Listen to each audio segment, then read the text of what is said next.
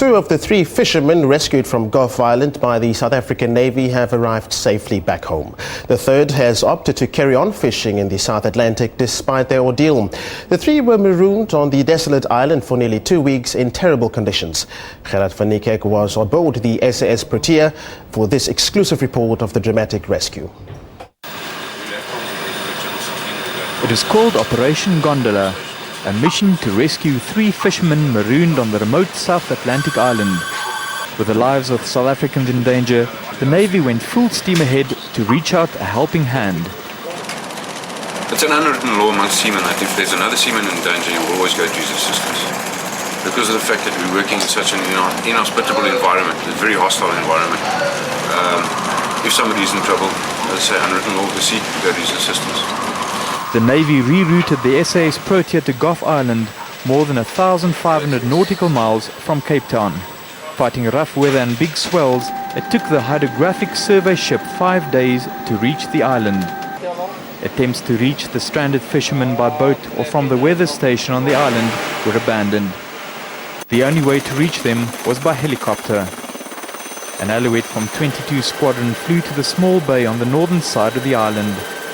A Defence Force doctor and a medic were lowered down to assist the survivors. The rescue was completed within an hour. The 3 survivors and the bodies of 2 companions who had drowned were returned to the Protea. All I said, glory, praise God.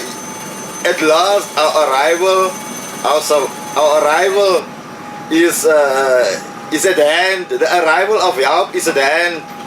And all our hearts went open to know that soon we're going to be back on a boat and then we go back to our families. The drama also had its lighter moments. En ek het 'n paar gegee met tande toe monet val op die wal. Jy was op my sy om my gewees. Toe ek weer kyk om my tande te gryp toe half my bys weer om my val se tande. And while it was a joyous occasion for some, 2 families are now grieving their loss. But the tragedy had not put the survivors off fishing. One returned immediately to the trawler, the Edinburgh, to continue working.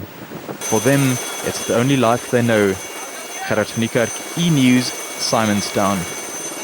Joining me live in the studio is our reporter Gerard van Niekerk, who went on the rescue mission. Gerard, how did the men end up on Gough Island?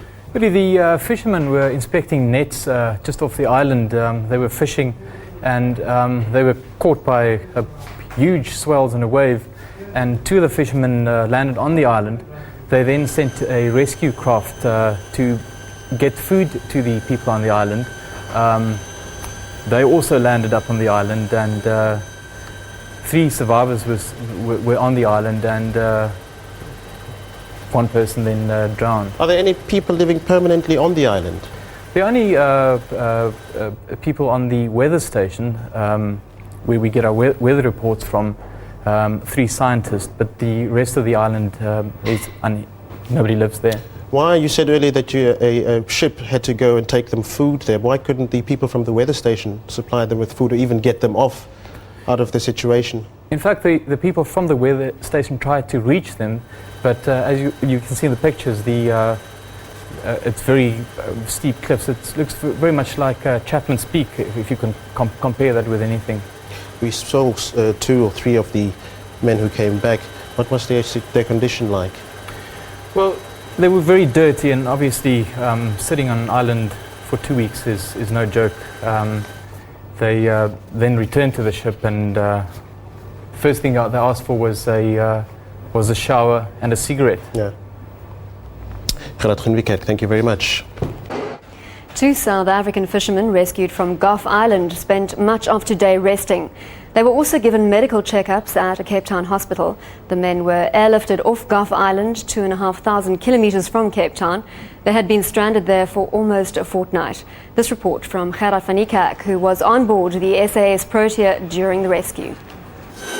After spending nearly 2 weeks on a remote Atlantic Ocean island, 3 South African fishermen are lucky to be alive. They were marooned after their dinghies capsized while fishing near Gough Island. the South African Navy sent a ship racing to their rescue.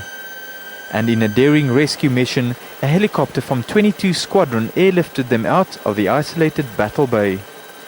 Frank Wagenstroom, Patrick Watson and Dion Davids survived extreme weather conditions. They stayed in contact with their ship via portable VHF radio. All they had to eat were a few oranges, a loaf of bread and some sweets. They even caught and ate an emperor penguin and some eggs found on the rocky area. The survivors shared their living space with seals, birds and mice. Once aboard the SAS Protea, the men were examined by the army doctor. One of the survivors chose to return to his mothership to continue working. The bodies of the two fishermen who drowned, Quinton Apollos and Derek Ngalo, returned to Simonstown on the Protea yesterday. They will be buried later this week. Gerard van Niekerk, E-News, Cape Town.